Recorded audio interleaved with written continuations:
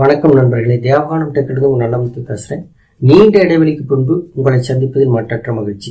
நாம் இன்று போன வீடியோவிலே அண்ணன்மார்களுடைய கதையிலே அண்ணன்மார் இருவரும் இறந்த விவரங்கள் பற்றி, படுகளம் நிகழ்வு பற்றி நாம் பேசியிருந்தோம்.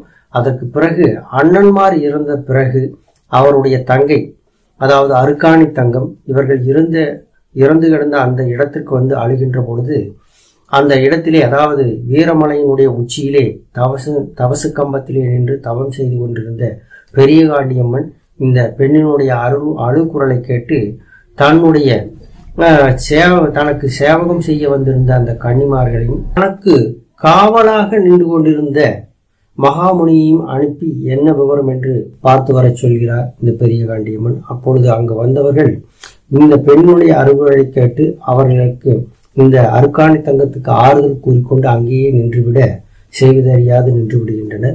இதை அறிந்த பெரிய காண்டியம்மன் இந்த இடத்திற்கு, இவர்களை தேடி வருகிறார். சென்றவர்கள் யாரும் வரவில்லையே என்று என்னவாயிற்று என்று தேடி வந்து அருக்காணி தங்கத்தினுடைய கதையும் அவர்களுடைய சகோதரர்கள் இருவருடைய விவரங்களையும் கேட்டறிந்த அந்த பெரிய காண்டியம்மன் அந்த அண்ணன்மார் இருவரையும் உயிர்ப்பிக்க வேண்டி இந்த தங்கை அருக்காணி தங்கத்திடம் அந்த கூவனாம்பள்ளத்திற்கு சென்று புனித நீர் எடுத்து வர சொல்கின்றார்.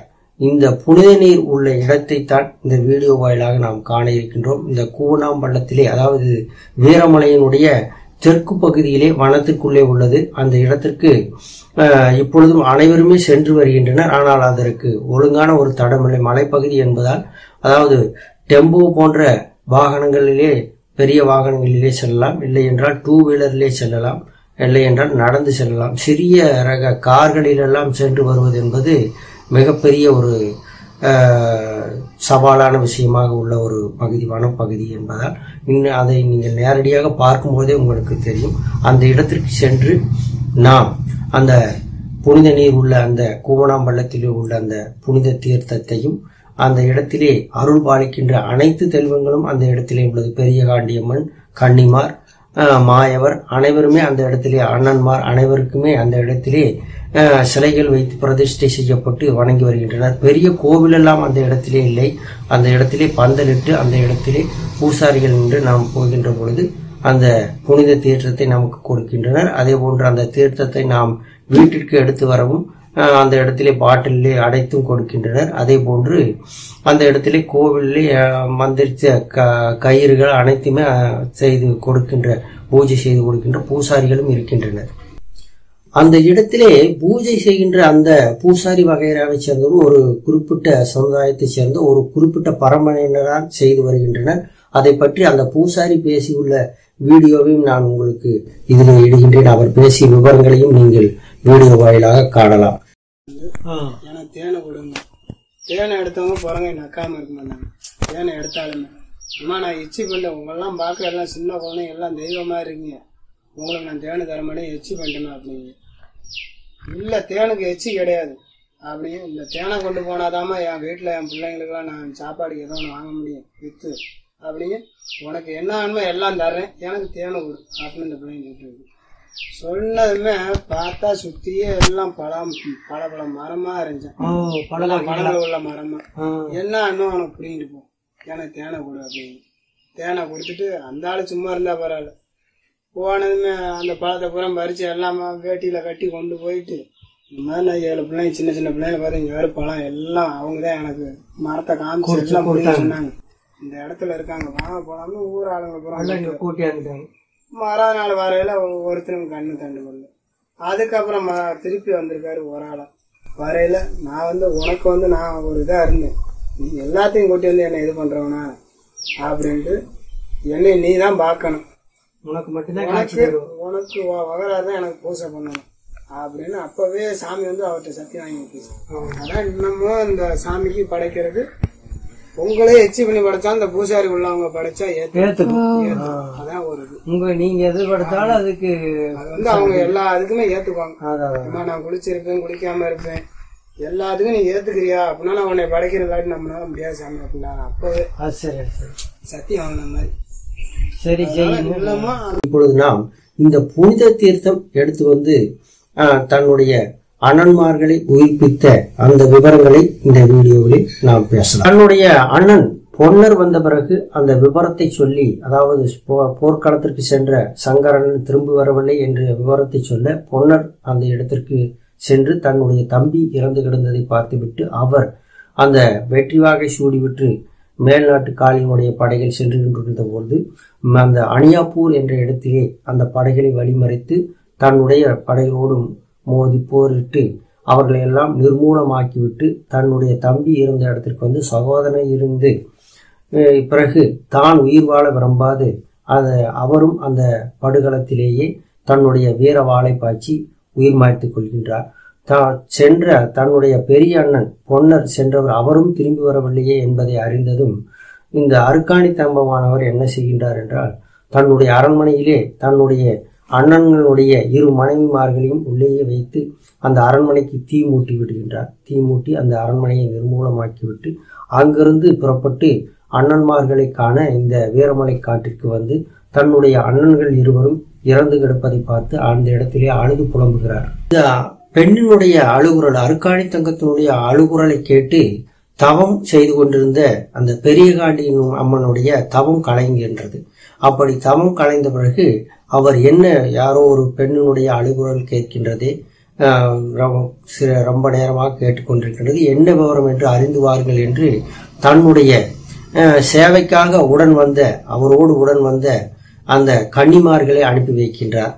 அப்படி கன்னிமார்கள் சென்ற பொழுது அங்கே இந்த அருக்காணி தங்கம் அழுது கொண்டிருப்பதையும் அந்த இடத்திலே அவர்களுடைய சகோதரர்கள் அனைவரும் இறந்து கிடப்பதையும் பார்த்து அவர்கள் என்ன செய்வதென்று தெரியாமல் இந்த பெண்ணுக்கு ஆறுதல் கூறிய வண்ணம் அங்கேயே நின்று விடுகின்றனர். சென்ற இந்த கன்னிமார்கள் வராது அறிந்த பெரிய காண்டியம்மன் மீண்டும் தனக்கு காவலாக நின்ற மகாமுனியை அந்த இடத்திற்கு அனுப்பி வைத்து விவரம் அறிந்து வர சொல்கின்றார்.